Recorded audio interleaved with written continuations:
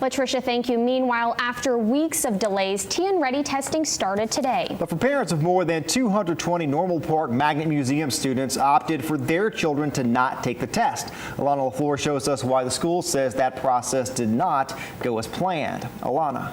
Josh, Kelsey, when the computer testing was supposed to happen last month, students who were opting out were going to be put in a separate room. But this time, that was not the case. Friday afternoon, Normal Park Museum Magnet School staff was preparing for TNReady testing, but they got word that the procedures had changed. We would have to actually present the test to every student, so we spent almost all weekend trying to figure out how will we do that and allow students to still honor, the requests or the recommendation that their parents had made. Normal Park Principal Jill Levine says students who opted out had to hand back the test to teachers. The plan to put students in a different room would no longer work.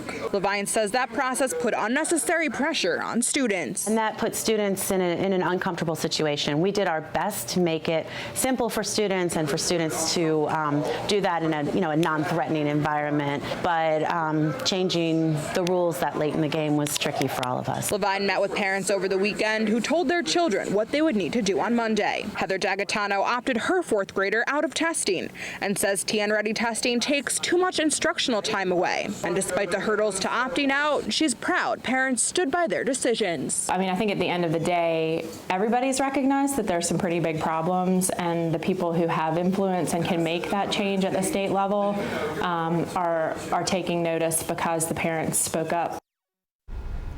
There is a change that could be coming soon at the state level. Senator Bo Watson is co-sponsoring a bill that would give teachers the choice whether or not to include TNReady scores in their evaluations.